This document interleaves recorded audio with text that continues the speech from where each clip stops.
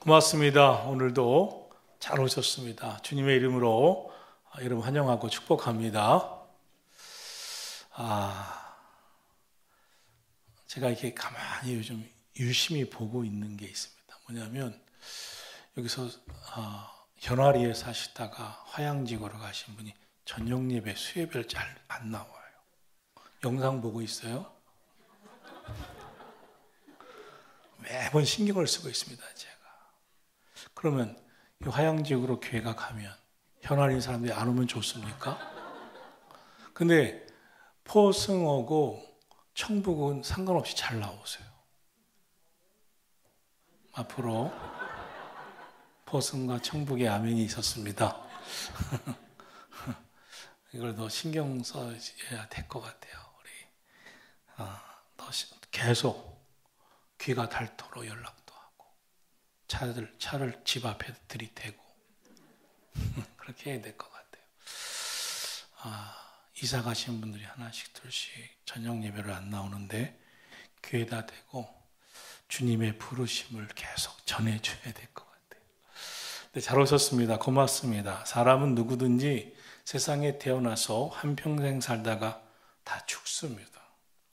참 죽음은 피할 수가 없습니다. 아담도 노아도 아브라함도 다윗도 죽었죠. 저도 여러분도 언젠가 다 죽을 겁니다. 그래서 히브리서 9장 27절은 한 번 죽는 것은 사람에게 정한 것이요 그 외에는 심판이 있다 그랬습니다. 그렇습니다. 우리는 다 죽고 주님 앞에 서는 심판 날이 있습니다. 오늘 본문에는 아브라함의 아내인 사라가 127세의 일기로 죽었습니다. 1절 함께 다 같이 보겠습니다. 사라가 127세를 살았으니 이것이 곧 사라가 누린 햇서라. 사라가 먼저 아브라함보다 먼저 죽었습니다. 나이는 사라가 어렸지만 먼저 죽었습니다. 죽음에는 순서가 없죠. 죽음의 순서는 아무도 모릅니다. 그런데 죽는 것도 죽음이지만 얼마나 살았느냐보다 참 중요한 게 있습니다. 어떻게 살아갔느냐, 무엇을 하며 살았느냐 하는 것입니다. 정말 보람 있게 의미 있게 살았느냐, 어떻게 살았느냐, 어떤 비전을 갖고 의미 있게 살았느냐 한 것입니다. 사라의 일생에서 참 중요한 것을 우리가 주목해 본다면 하나님의 뜻을 따라 섭리를 따라 살았다는 겁니다. 사라가 개인적으로 위대한 업적을 남긴 건 특별히 없다고도 할 수 있습니다. 그러나 아브라함과 함께 하나님의 말씀을 따라왔고 아브라함과 함께 믿음의 조상이 됐습니다. 아브라함에게 사라가 없다면 어떻게 같이 아브라함이 믿음의 길을 걸었겠어요. 그래서 가족이 서로가 참 중요한 것 같습니다. 아브라함이 믿음의 조상이 되고 믿음으로 살아온 것은 서로 든든히 세워갔던 뜻이 있었을 것입니다. 그리고 이삭을 통해서 하나님이 이루실 일을 계속 이어가는 일들의 쓰임을 받았습니다. 우리 생애에서 참 영광스러운 일 중에 하나는 내 삶을 통해 하나님의 뜻을 이루는 겁니다. 하나님의 섭리와 계획을 이루어 가는 것입니다. 나는 오늘까지 어떻게 하나님의 뜻을 따라 살았고 또 하나님의 영광을 위해 어떤 계획에 쓰임받고 있는가, 내 생애를 돌아보고 또 앞으로 살 것이고 또 세상을 떠나는 그 순간에 하나님의 뜻을 이루어 살아왔구나, 내 삶은 이렇게 살아왔다고 할 수 있겠구나 하는, 나는 어떻게 살았고 무엇을 했느냐처럼 중요한 게 없습니다. 아브라함과 사라가 그랬듯이 우리 역시 하나님께서 많고 많은 사람들 가운데 택하셨습니다. 거기에는 뜻이 있고 부르신 하나님의 목적이 있습니다. 그것을 깨달아야 됩니다. 그리고 그 섭리와 그 뜻대로 살기 위해 늘 분별하고 하나님의 영광을 나타내는 삶이 되어야 할 것입니다. 2절을 보겠습니다. 같이 보겠습니다. 사라가 가나안 땅 헤브론 곧 기럇 아르바에서 죽음에 아브라함이 들어가서 사라를 위하여 슬퍼하며 애통하다가 헤브론이란 장소가 나옵니다. 사라가 임종한 곳입니다. 헤브론 이후에 중요한 위치가 됩니다. 계속 중요한 위치가 되죠. 또 다윗 때는 이 헤브론에서 다윗이 이제 왕위에 오르죠. 아브라함이 조카 롯과 함께 그 재산이 늘고 식구들이 늘어난 일이 있었습니다. 그때 아브라함이 조카 롯에게 이렇게 말합니다. 우리 가족들이 서로 다투는 것이 하나님 앞에서 옳지 않다. 롯아, 네가 동하면 나는 서쪽을 택할 것이고 네가 서쪽을 택하면 나는 동쪽으로 갈 것이다. 그때 롯이 나는 저곳 소돔을 택하겠습니다 하고 떠납니다. 그래서 아브라함이 남죠. 그곳이 헤브론입니다. 그때 하나님은 아브라함에게 이 더 좋은 땅 소돔을 그 당시에 택한 롯이 떠난 후에 아브라함에게 나타나서 하나님 말씀하십니다. 아브라함아, 걱정하지 마라. 내가 보는 땅은 다 내게 줄 것이다.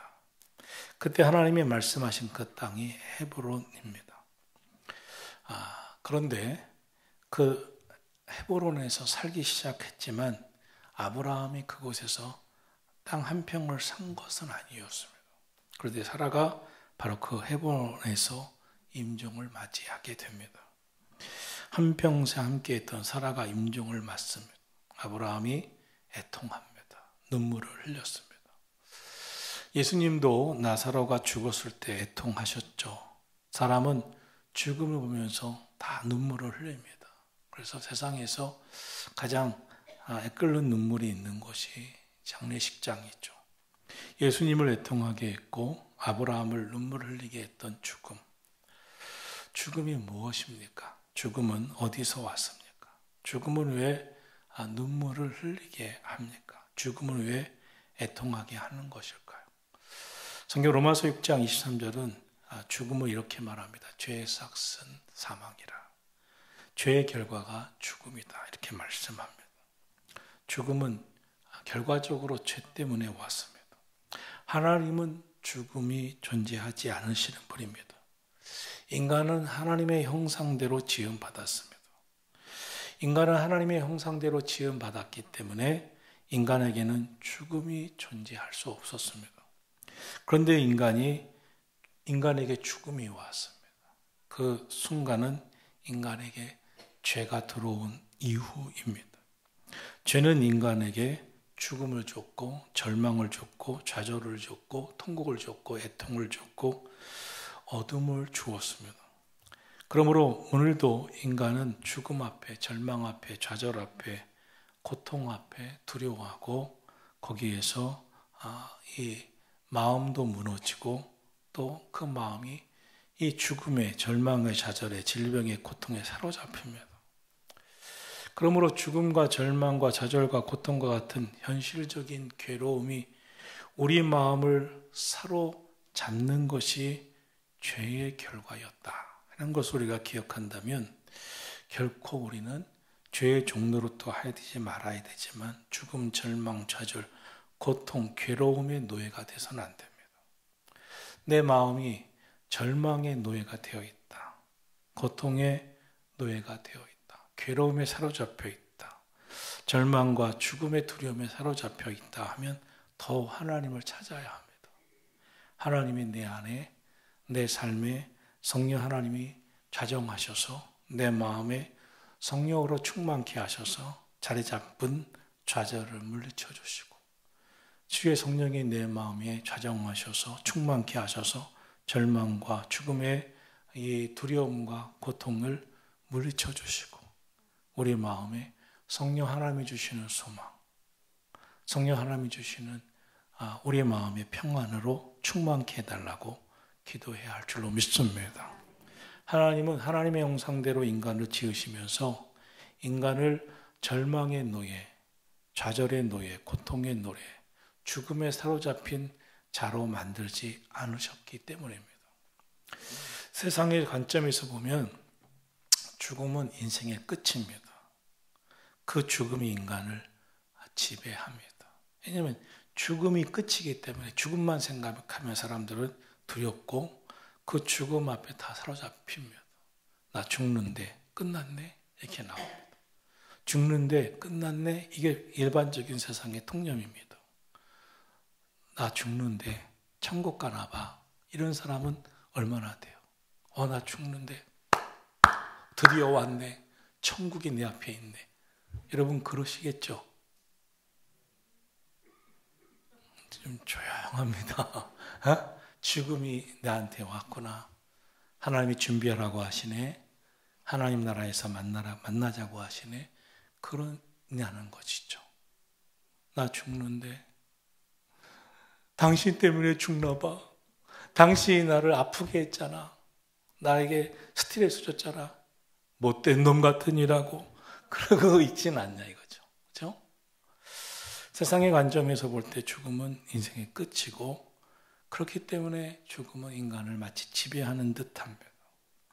그러나 성경을 보면서 우리가 깨닫는 게 하나 있습니다. 죽음이 정복하지 못한 영역이 있습니다.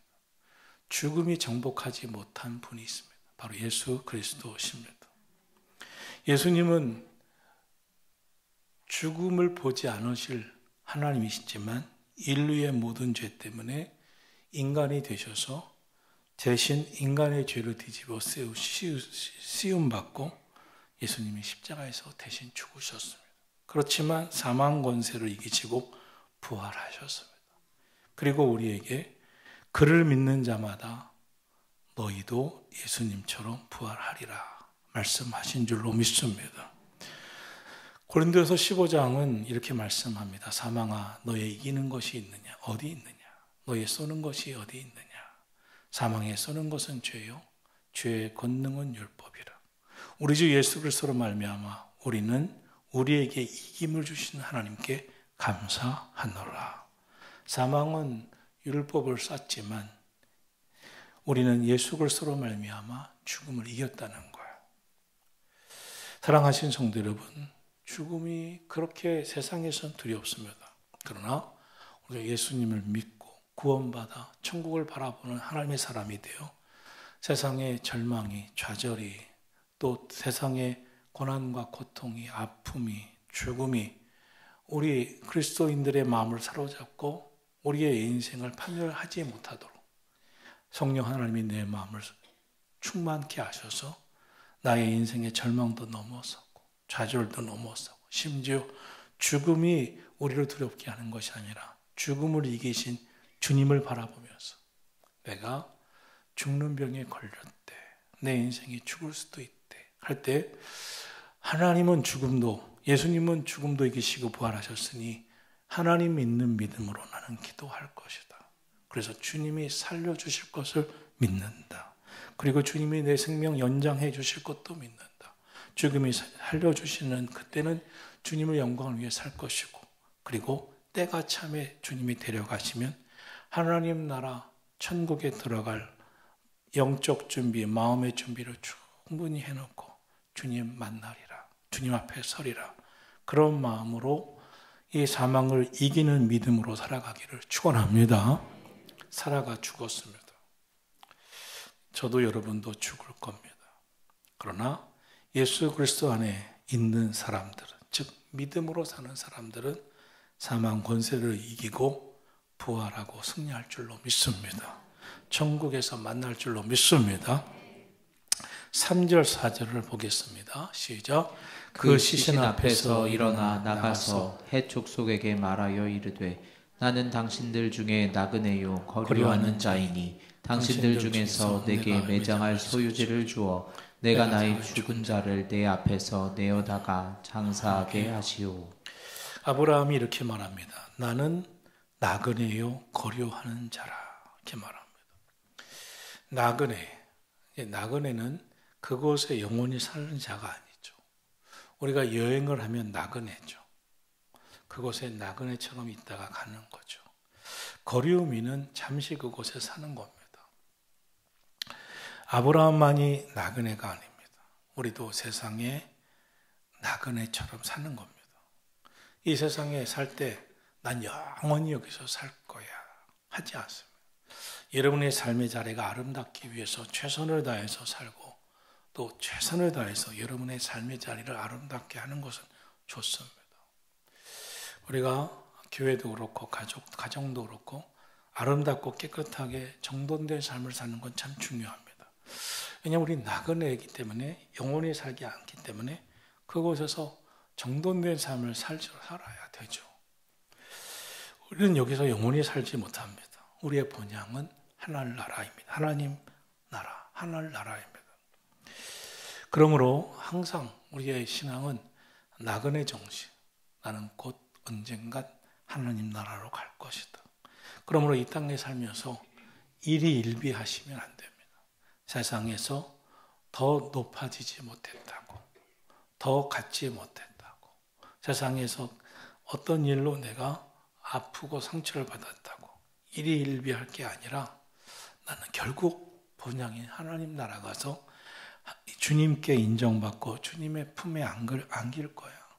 주님 뜻대로 주님 기뻐하시는 삶을 이 땅에서 최선을 다해서 살 건데, 살다가 내가 세상 것을 갖지 못해서도, 세상에서 때로는 믿음 생활하다가 욕을 먹었어도 주님은 다 아셔 하는 마음으로 꼭 살아야지 이 세상에서 마치 영원히 살 것처럼 하나 때문에 억울하고 하나 때문에 울고 하나 때문에 괴로워하고 그것 때문에 아파하고 하는 인생이 아니라, 그것이 나는 나그네지, 나의 본향은 천국이지, 나의 본향은 주님 품이지, 이것을 꼭 기억하면서 살 수 있게 되기를 축원합니다.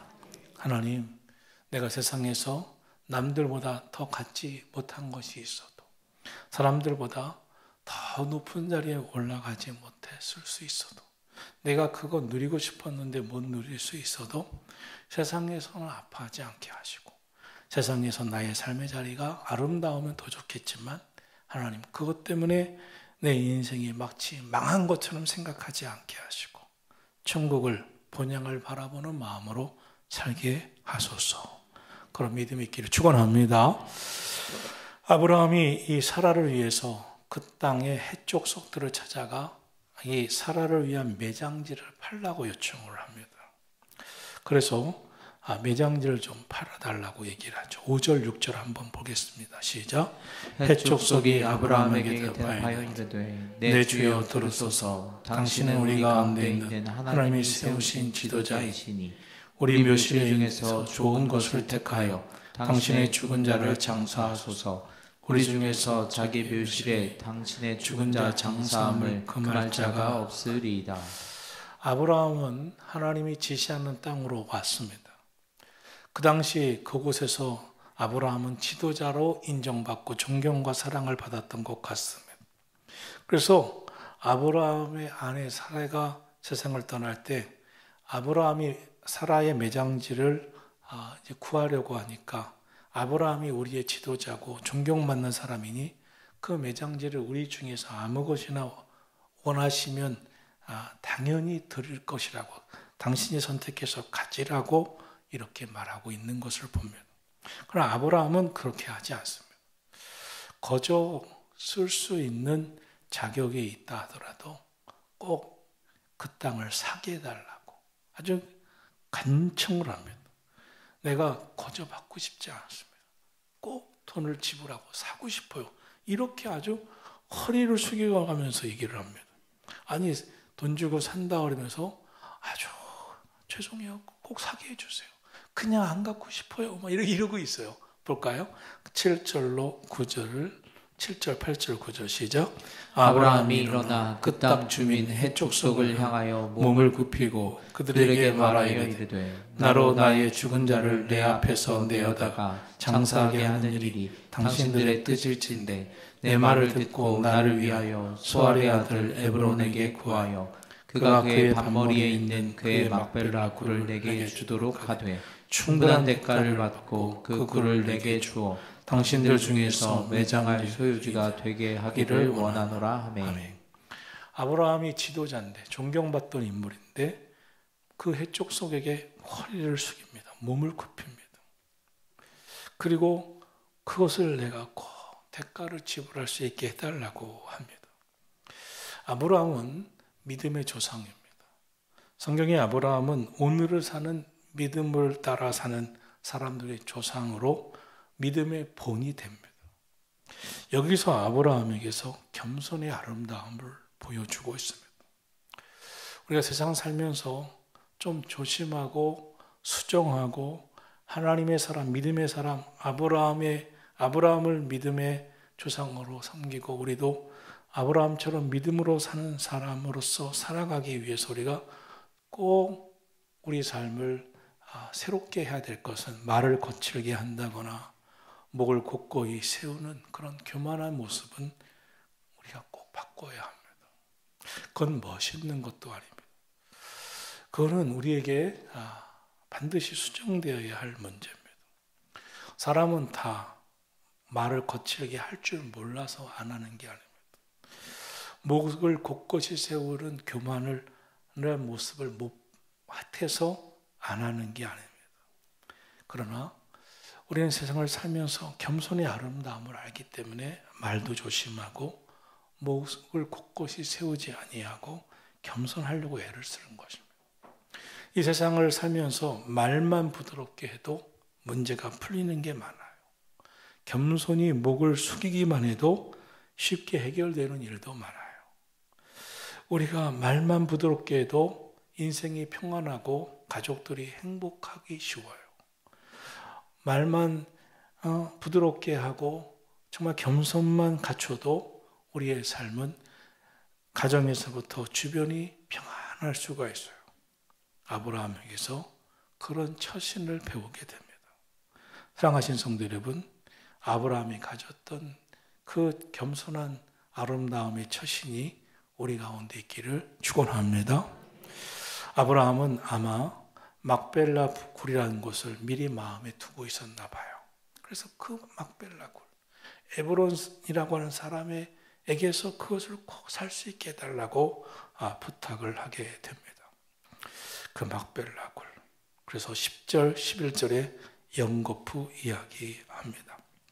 같이 보겠습니다. 10절, 11절. 에브론이 해쪽 속 중에 앉아있더니 그가 해쪽 속 곧 성문에 들어온 모든 자가 듣는 데서 아브라함에게 대답하여 이르되 내 주여 그리 마시고 내 말을 들으소서. 내가 그 밭을 당신에게 드리고 그 속의 굴도 내가 당신에게 드리되 내가 내 동족 앞에서 당신에게 드리오니 당신의 죽은 자를 장사하소서. 이 땅의 주인인 에브론이 아브라함에게 다 드리겠다고 합니다. 그것도 모든 동족 앞에서 약속을 합니다. 다 듣게끔 3번이나 거듭거듭 자신의 마음을 표현합니다. 그런데 반대로 아브라함도 계속 아니라고 몸을 굽혀가면서 간청합니다. 아니라고, 부탁한다고, 돈을 꼭 지불하게 해달라고, 사게 해달라고 아주 몸을 막 굽힙니다. 어떻게 굽히나 보십시오. 12절 13절입니다. 시작. 아브라함이 이에 그 땅의 백성 앞에서 몸을 굽히고 그 땅의 백성이 듣는 데서 에브론에게 말하여 이르되 당신이 합당히 여기면 청하건대 내 말을 들으시오. 내가 그 밭값을 당신에게 주리니 당신은 내게서 받으시오. 내가 나의 죽은 자를 거기서 장사하겠노라. 아브라함이 왜 이렇게 몸을 굽혀가면서 막 거저 주겠다고 아주 공개적으로 사람들 앞에서 3번이나 거저 드릴게요, 거저 드릴게요 하는데 아니라고, 제발 좀 돈을 받으라고 이렇게 했을까요? 이것에 대한 깊은 생각을 먼저는 이 아브라함은 이제 신약 성경에서 로마서에서 이런 말씀을 하고 있습니다. 로마서 10장 13장 8절은 사랑의 빚 외에는 아무에게도 빚도 짓지 말라. 그리스도인의 삶의 덕목 중에 중요한 태도는 사랑의 빚 외에는 지는 게 아니에요. 사랑의 빚은 누굽니까? 우리는 죄로 인하여 죽을 수밖에 없었습니다.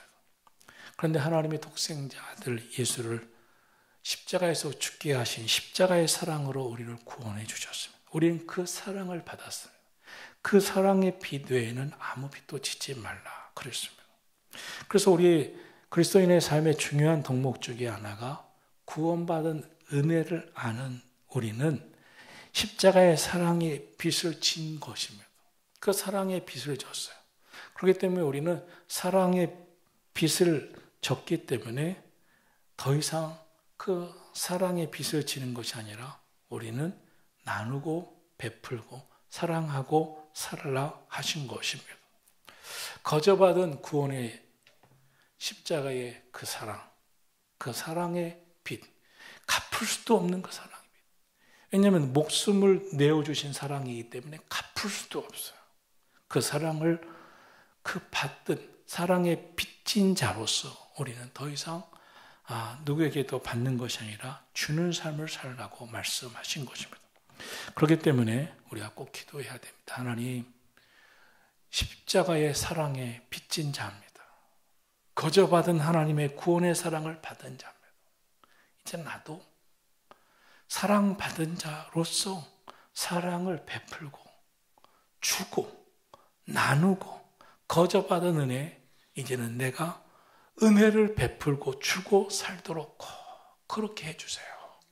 이것이 우리의 기도가 되기를 축원합니다. 이 기도를 왜 말씀을 드리냐면 이렇게 기도를 시작해야, 기도하면서 선포해야 꼭 그렇게 됩니다.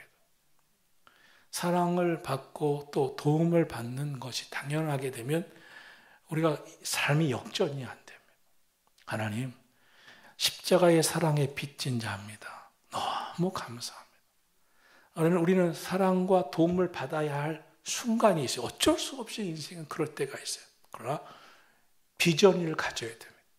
사랑을 거저받은 사랑, 거저받은 은혜를 빚진 자인데 내 인생에 반드시 꼭 막 나눠주고 베풀고 그렇게 사는 순간을 꼭 주십시오. 하나님께 그렇게 영광 돌리고 저 사람 누구야? 그리스도인이래, 하나님 믿는 사람이래, 하나님을 믿는 사람이 역시 사랑을 베풀면서 사는구나, 멋있다. 그렇게 살게 해주십시오. 사랑의 빚진 자로서 그렇게 살게 해주십시오. 이런 마음을 갖고 기도를 시작하고 그렇게 작게 시작할 때 하나님이 크게 역사하실 줄로 믿습니다. 이것은 너무 중요한 기도 제목입니다. 하나님, 나 그렇게 살고 싶어요. 그렇게 살도록 해 주시옵소서. 또한 아브라함이 그 땅을 사려고 한 것은 하나님이 그 땅을 약속했기 때문입니다. 내가 내게 지시하는 땅으로 가라. 그 땅을 다 내게 주리라. 그래서 아브라함이 그 땅을, 하나님이 약속하신 땅인데 하나님의 계획에 있는 땅인데 시작을 해야 됩니다. 아브라함이. 그런데 아브라함이 시작한 것은 비록 막벨라 굴 그 밭밖에는 안 됐습니다. 그러나 아브라함의 시작은 너무나 중요했어요. 하나님이 나에게 이 땅을 주리라고, 너와 내 후손에게 주리라고 했는데 내가 시작해야 돼. 하나님의 약속의 말씀을 받기만 하고 언제 주시나 한 것이 아니라 아브라함은 그것을 시작을 했어요. 그 막벨라 불과 아주 작은 밭으로 시작을 합니다. 어떤 일이 있었습니까? 아브라함, 이삭, 야곱. 아브라함도 이삭도 다 거기에 묻히죠. 근데 야곱은 요셉 때문에 애굽에서 죽습니다. 애굽에서 살고 죽죠. 그때 야곱이 말합니다. 나 가나안 땅, 할아버지 이삭, 아버지 할아버지 아브라함, 이삭이 묻힌 그곳으로 가야 한다. 그래서 대행렬이 일어나지 않습니다. 그 당시에는 요셉이 총리였기 때문에 야곱이 세상을 떠난 다음에 애굽에서부터 이 막벨라 불까지 어마어마한 이 장례 행렬이 쫙 이루어지죠. 요셉도 나도 그 땅을 가게 해달라고. 그래서 유언을 내리죠. 그리고 모세와 이스라엘 백성들도 그 땅을 차지하러 가자. 그래서 약속의 땅, 가나안 땅을 향해 갑니다. 시작이 아브라함의 오늘 본문의 시작이에요. 그래서 그 땅은 아브라함이 하나님께서 주신 땅인데 이것은 내가 반드시 나를 통하여 그 땅을 내가 구입하게 해달라고 부탁하고 그 작은 시작으로 하나님이 그 땅에 주신 비전을 이루기를 시작합니다. 오늘도 하나님 우리에게 비전을 주세요. 그 작은 출발이 비전입니다. 우리 가정은 믿음의 가정이다. 하나님 믿는 믿음의 사람들이다. 하나님 잘 믿어야 된다. 저는 그것이 땅이 될 수도 있지만 특별히 믿음의 선포이기를 바랍니다. 여러분 가정에 내가 믿다, 우리 자손들 선주들 예수 믿을까? 몰라. 이런 것이 아니라 귀딱 없게 우리는 하나님 있는 가정이다. 너희는 이 엄마 아빠처럼 하나님 잘 믿어야 된다. 하나님의 복을 주신다. 우리는 하나님의 사람들이다. 하나님 백성이다. 이것을 믿음의 씨앗을 심으시기를 축원합니다. 저는 귀가 따갑게 우리 선친 우리 아버지한테 들었어요. 우리는 하나님 믿는 사람이야. 하나님 믿는 우리 아버지는 좋은 게 뭐냐면 말을 많이 하셨어요. 신앙에 관한 날. 그래서 계속 믿음의 얘기를 하셨어요. 여러분, 여러분의 삶에도 비전을 품고 하나님의 말씀을 심어 가기를 주님의 이름으로 축원합니다. 이제 어떻게 되는가 볼까요? 좀 길지만 14절로 18절 시작. 에브론이 아브라함에게 대답하여 이르되 내 주여 내 말을 들으소서. 땅값은 400세겔이나 그것이 나와 당신 사이에 문제가 되리이까. 당신이 죽은 자를 장사하소서. 아브라함이 에브론의 말을 따라 에브론이 해쪽 속이 듣는 데서 말한 대로 상인이 통용하는 은 400세겔을 달아 에브론에게 주었더니 마므레와 막벨라에 있는 에브론의 밭 곧 그 밭과 거기에 속한 굴과 그 밭과 그 주위에 들린 모든 나무가 성문에 들어온 모든 해쪽 속이 보는 데서 아브라함의 소유로 확정된지라. 에브론은 한 번도 그냥 가지라고 하지만 아브라함은 거기서 확정을 합니다. 모든 사람이 보는 앞에서 주고 확정했다. 아브라함의 소유로 확정했다 그랬어요. 마지막 19절 20절 시작. 그 후에 아브라함이 그 안에 사라를 가나안 땅 막벨라 굴에 장사하였더라. 마므레는 곧 헤브론이라. 이와 같이 그 밭과 거기에 속한 굴이 해쪽 서로부터 아브라함이 매장할 소유로 확정되었더라. 아멘. 확정됩니다. 여러분, 우리 택함받은 세대입니다. 무슨 의미가 있습니까? 하나님이 우리 안에 꿈과 비전을 주셨어요. 우리는 택함받은 하나님 나라 백성. 이것은 나로 끝날 것이 아닙니다. 다음 세대에 하나님의 나라를 이루어갈 비전을 품게 하고, 비전만 있다면 인생은 가치 있고, 하나님의 뜻만 품었다면 그것은 우리의 인생이 비전이 되고 우리의 삶과 가정은 축복이 될 줄로 믿습니다. 저는 여러분이, 여러분의 가정이, 여러분의 후손이, 여러분의 삶의 기업들이 하나님 주신 비전을 품고 나가는 하나님의 축복이 되기를 예수님의 이름으로 축원합니다. 하나님